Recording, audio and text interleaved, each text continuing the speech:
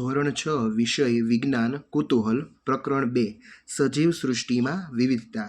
તો આજે આ ચેપ્ટરમાં આપણે જુદા જુદા કોષ્ટક તેમજ સ્વાધ્યાયનો અભ્યાસ કરીશું।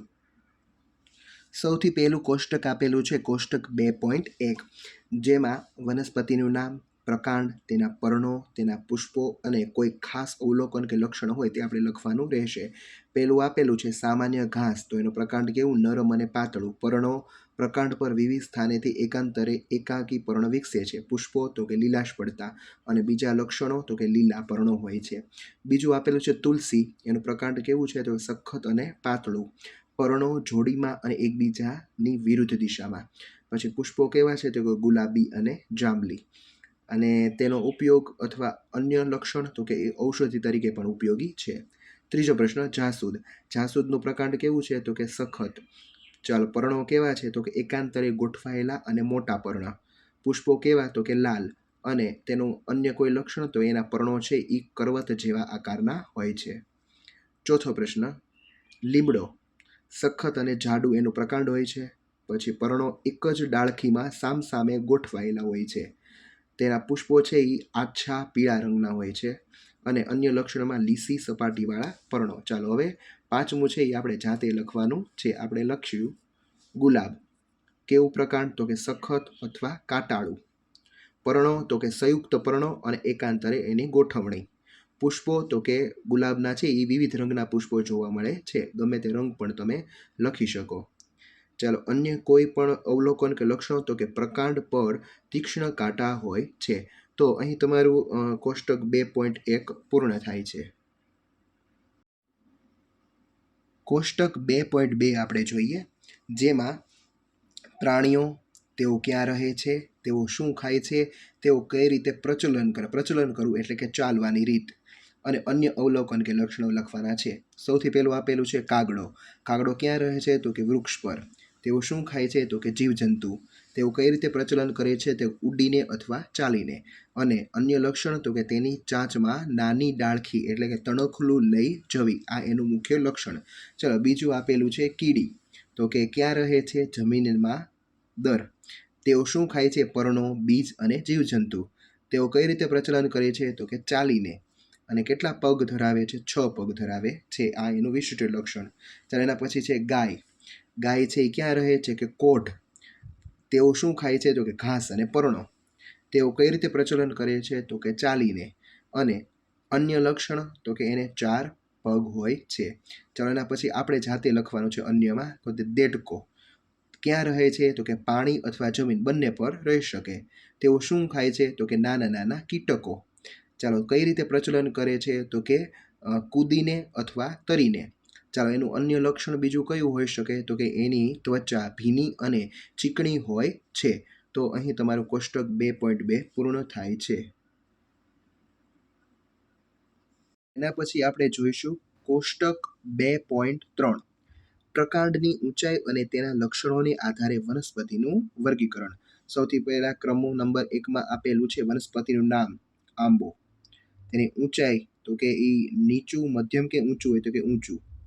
ચાલો, એનો રંગ તો કથ્થાઈ। એનું પ્રકાંડ છે એ કુમળું હોય કે સખત? તો કે સખત। ચાલો, જાડું હોય કે પાતળું? તો કે જાડું। ચાલો, અહીં આવશે જમીનની નજીક કે પ્રકાંડ પર ઊંચાઈએ? તો કે પ્રકાંડ પર ઊંચાઈએ। અને જૂથનું નામ એનું આવશે વૃક્ષ। ચાલો, બીજું જોઈએ ગુલાબ, કેવું ઊંચાઈ? તો કે મધ્યમ। ચાલો, હવે રંગ એનો કથ્થાઈ, સખત અને પાતળું। ચાલો, જમીનની નજીક, હા, અને શેમાં આવશે? તો કે ક્ષુપમાં। ચાલો, ત્રીજું આપેલું છે ટામેટી, ઊંચાઈ તો કે નીચું, પ્રકાંડના લક્ષણોમાં લીલું, કુમળું અને પાતળું હોય, અને જમીનની નજીક, અને એને આપણે આપીશું છોડ નામ। ચાલો, ચોથું, પાંચમું અને છઠ્ઠું આપણે જાતે લખવાનું છે। ચોથું લીમડો, એનું ઊંચાઈ છે એ ઊંચી હોય, રંગ કથ્થાઈ એટલે કે પ્રકાંડનો રંગ કથ્થાઈ। પછી કુમળું કે સખત? તો કે સખત। જાડું કે પાતળું? તો કે જાડું। ચાલો, પ્રકાંડ પર ઊંચાઈ? તો કે હા, તો વૃક્ષ। ચાલો, એના પછી તુલસી, તુલસી છે એની ઊંચાઈ નીચી હોય, એનું જે પ્રકાંડ છે એ કેવું હોય? તો કે લીલું। કુમળું કે સખત? તો કે કુમળું અને પાતળું। જમીનની નજીક એને છોડમાં આપણે વર્ગીકરણ કરી શકીએ. ચાલો છઠ્ઠું આપણે જાતે લખીએ. જાસૂદ. ઊંચાઈ તો કે મધ્યમ, રંગ કથાઈ, એનું પ્રકાંડ છે એ કુમળું હોય કે સખત હોય તો કે સખત, જાડું કે પાતળું તો કે પાતળું, જમીનની નજીક તો કે હા, અને એનું વર્ગીકરણ શેમાં થાય? છોડ, ક્ષુપ કે વૃક્ષ તો કે ક્ષુપમાં. તો અહીં તમારું કોષ્ટક 2.3 પ્રકાંડની ઊંચાઈ અને તેના લક્ષણો પૂર્ણ થાય છે. પર્ણના શિરા વિન્યાસ અને મૂળના પ્રકારો. ચાલો એમાં ક્રમ, વનસ્પતિનું નામ આપેલું છે. પર્ણનો શિરા વિન્યાસનો પ્રકાર જાળીદાર છે કે સમાંતર છે, અને મૂળનો પ્રકાર કયો છે તો કે તંતુમય છે કે સોટીમય છે, તે આપણે લખવાનું રહેશે. એક ઉદાહરણ આપેલું છે. પહેલું ઉદાહરણ, લેમન ગ્રાસ એટલે કે ઘાસ. તેનો પર્ણનો શિરા વિન્યાસ સમાંતર હોય છે અને મૂળનો પ્રકાર તંતુમય હોય છે. ચાલો બાકીના આપણે જાતે લખીશું. 2 થી 5. એમાં પહેલું લખ્યું મકાઈ. મકાઈના પર્ણનો શિરા વિન્યાસ સમાંતર હોય છે અને મૂળનો પ્રકાર છે એ તંતુમય હોય છે. ચાલો પછી ત્રીજું આપણે લખીએ આંબો. આંબાનો પર્ણનો શિરા વિન્યાસ જાળીદાર હોય છે, જ્યારે એનો મૂળ છે એ કેવું? સોટી મૂળ હોય છે. ચાલો પછી ચોથું લીમડો. લીમડો છે એનો પર્ણનો શિરા વિન્યાસ જાળીદાર હોય છે અને મૂળનો પ્રકાર સોટીમય હોય છે. ચાલો એના પછી પાંચમું ઘઉં. ઘઉં છે એના પર્ણનો શિરા વિન્યાસ કેવો હોય છે તો કે સમાંતર, અને એના મૂળ તંતુમય હોય કે સોટીમય તો કે તંતુમય. તો અહીં તમારું આ કોષ્ટક 2.4 પર્ણના શિરા વિન્યાસ અને મૂળના પ્રકારો પૂર્ણ થાય છે. Thank you.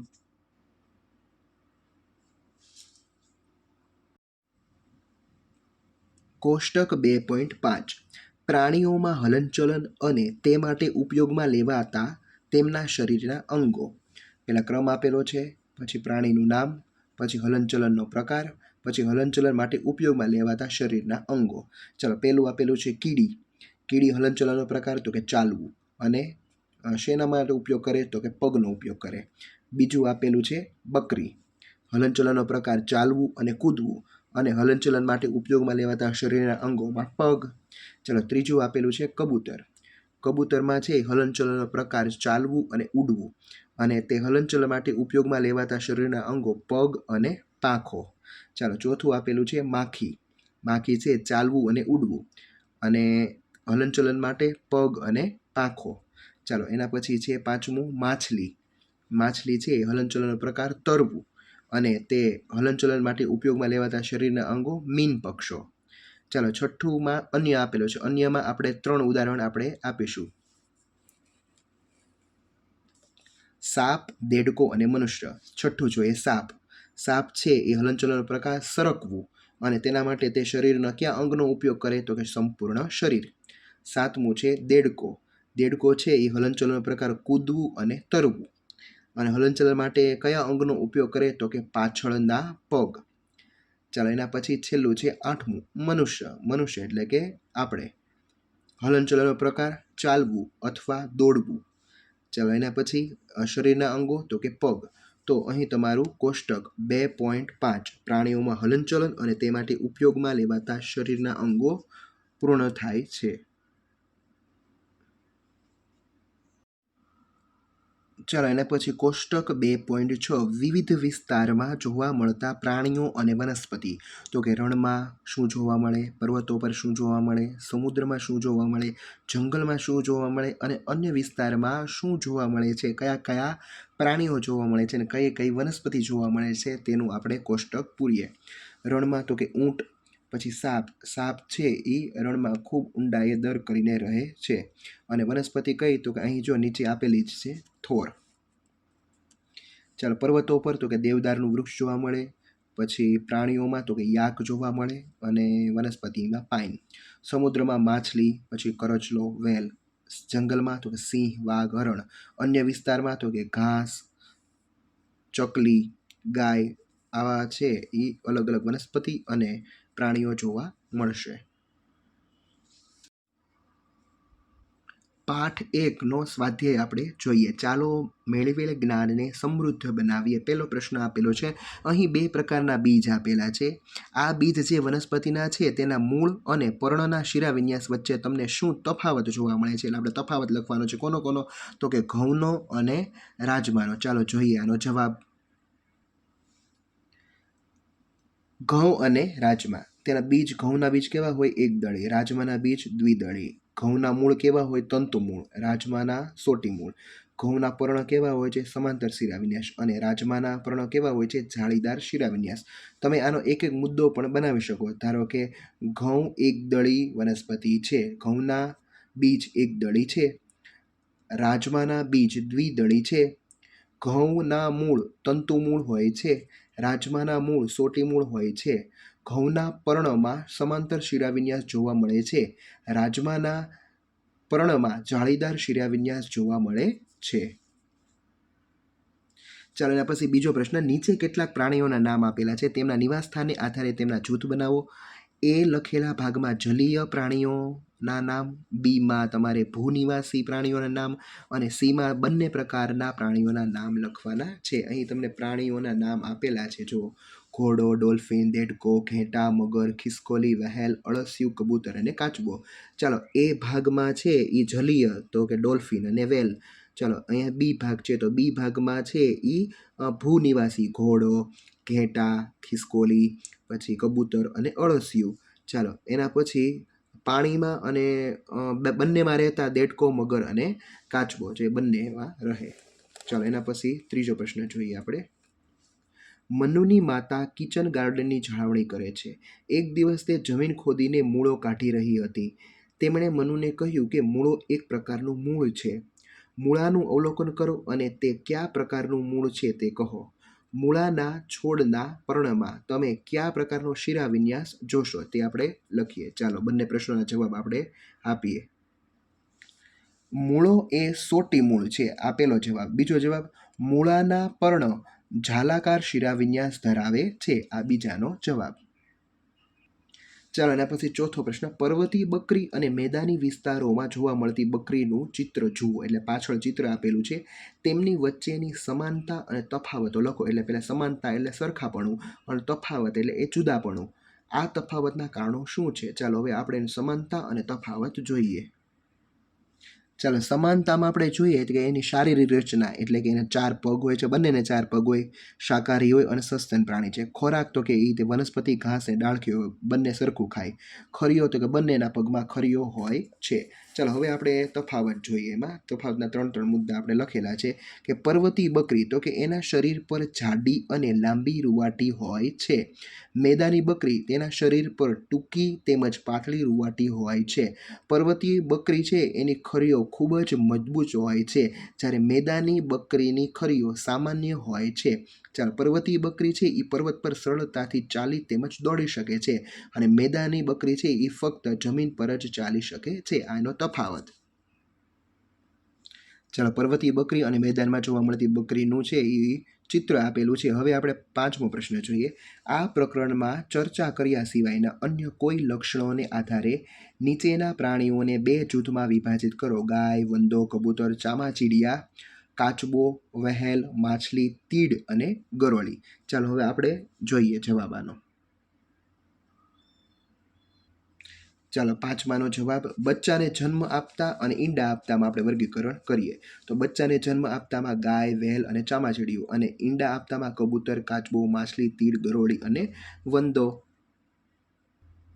ચાલો 6થો પ્રશ્ન જોઈએ. જેમ જેમ વસ્તી વધે છે અને લોકો વધુ આરામદાયક જીવન ઈચ્છે છે, તેમ તેમ વિવિધ જરૂરિયાતોને પહોંચી વળવા માટે જંગલો કાપવામાં આવી રહ્યા છે. આ આપણા આસપાસના વિસ્તારને કેવી રીતે અસર કરી શકે છે? તમને શું લાગે છે, આપણે આ પડકારનો સામનો કેવી રીતે કરીએ? તો કે અસરો અને આનો સામનો કઈ રીતે કરીએ એ બંને આપણે લખીએ. સૌથી પહેલાં આપણે અસરો જોઈએ. તો કે જંગલો કાપવાથી તાપમાનમાં વધારો થાય છે, વરસાદમાં ઘટાડો થાય છે, વન્યજીવોનું ઘર છીનવાઈ જાય છે અને જમીનનું ધોવાણ થાય છે. આટલી અસરો ઉદ્ભવે. આના સિવાયની અસરો પણ તમે લખી શકો. અને હવે ઉપાયો, તો આપણે શું કરી શકાય આના માટે? તો કે વૃક્ષારોપણ એટલે કે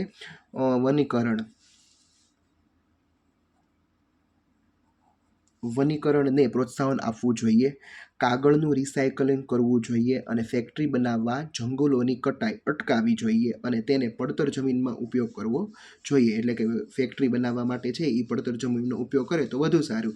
જંગલની કટાઈ કરીને કરવી એ આપણા માટે ગંભીર બને. ચાલો એના પછી 7મો પ્રશ્ન, ફ્લો ચાર્ટનું વિશ્લેષણ કરો. ત્યારબાદ ઉદાહરણ એ અને બીના ઉદાહરણો શું હોઈ શકે? પહેલાં વનસ્પતિ શું પર્ણો ધરાવે છે? તો કે હા. શું તેમાં જાળીદાર શિરાવિન્યાસ છે? તો હા. જો ના હોય તો એ સોટી મૂળ છે કે તંતુ મૂળ, એ આપણે જોઈએ. ચાલો હવે અહીં એ ગ્રુપમાં આવશે વડ, પીપળો, લીમડો, આંબો અને જાસૂદ, જે જાળીદાર શિરાવિન્યાસ ધરાવે છે. તો જાળીદાર શિરાવિન્યાસ ન ધરાવતા હોય એવા તો કે શેરડી, મકાઈ, ઘઉં, ઘાસ અને કેળ, આ છે એ સમાંતર શિરાવિન્યાસ ધરાવે છે. તો આપણે બંનેના 5-5 ઉદાહરણો લખી શકો. ચાલો એના પછી 8મો પ્રશ્ન આપેલો છે. રાજ તેના મિત્ર સંજય સાથે દલીલ કરે છે કે જાસૂદ એક ક્ષુપ છે. સંજય સ્પષ્ટતા માટે કયા પ્રશ્નો પૂછી શકે? ચાલો ઉપર 7મો પ્રશ્ન છે એ તમારા ફ્લોર ચાર્ટ તમારી પાકી બુકમાં તમારે દોરવાનો રહેશે, અને 8મા પ્રશ્નનો જવાબ મેં છે અહીંયા જગ્યા આપેલી છે એટલે લખેલો છે, પણ તમારે તમારી પાકી બુકમાં લખવો. તો કયા કયા પ્રશ્નો પૂછી શકે? તો શું તેનું પ્રકાંડ કેવું છે, તેની ઊંચાઈ કેવી છે, એટલે પ્રકાંડ, ઊંચાઈ અને એનું આયુષ્ય, આ 3 પ્રશ્નો છે તે પૂછી શકે. ચાલો એના પછી 9મો પ્રશ્ન. કોષ્ટકમાં આપેલી માહિતીને આધારે દરેક જૂથ માટે વનસ્પતિના ઉદાહરણો તમારે લખવાના છે. જૂથ આપેલું છે દ્વિદળી, બીજનો પ્રકાર સોટી મૂળ, મૂળનો પ્રકાર કયો? તો કે મગ, વાલ, સોટી મૂળ, અને ઉદાહરણો તો કે મગ, વાલ અને તુવેર. ચાલો હવે પછી એક દળી, એમાં બીજનો મૂળનો પ્રકાર તંતુ મૂળ, અને ઉદાહરણો ઘઉં, મકાઈ અને ડાંગર. ચાલો હવે નીચેના 2 પ્રશ્નો એના જોઈએ. ચાલો પહેલો પ્રશ્ન આપેલો છે. એ જૂથની વનસ્પતિમાં બીજી કઈ સમાનતા છે? તો કે એમાં જાલાકાર શિરાવિન્યાસ જોવા મળે છે. અને બી જૂથની વનસ્પતિમાં બીજી કઈ સમાનતા છે? તો કે એમાં સમાંતર શિરાવિન્યાસ જોવા મળે છે. ચાલો એના પછી છેલ્લો પ્રશ્ન એટલે કે 10મો પ્રશ્ન. નીચે આપેલ બતકની આકૃતિમાં નિર્દેશન ભાગનું અવલોકન કરો. અન્ય પક્ષીઓની તુલનામાં બતકના પગમાં તમને કયા તફાવતો જોવા મળે છે? એટલે પહેલાં આપણે તફાવતો લખવાના છે, અને આ ભાગનો ઉપયોગ કરીને બતક કઈ પ્રવૃત્તિ કરશે, તફાવતો બંનેને લખીને આપણે પ્રવૃત્તિ શું કરશે તે લખીએ. ચાલો, અન્ય પક્ષીઓની તુલનામાં બતકના પગની આંગળીઓ ત્વચાના પડદા વડે એકબીજા સાથે જોડાયેલી હોય છે. એટલે કે એના પગના છે એ આવી રીતે જોડાય. હવે આ ભાગનો ઉપયોગ કરીને બતક હલેસા મારવાનું કામ સરળતાથી કરી શકે, તેમજ સરળતાથી તરી શકવાની પ્રવૃત્તિ કરી શકે છે. આ પગ પાણીને તેને પાછળ ધકેલવામાં મદદ કરી શકે છે. અહીં તમારો બીજું ચેપ્ટરનો સ્વાધ્યાય પૂર્ણ થાય છે. હવે આપણે ત્રીજા ચેપ્ટરમાં મળીશું. Thank you.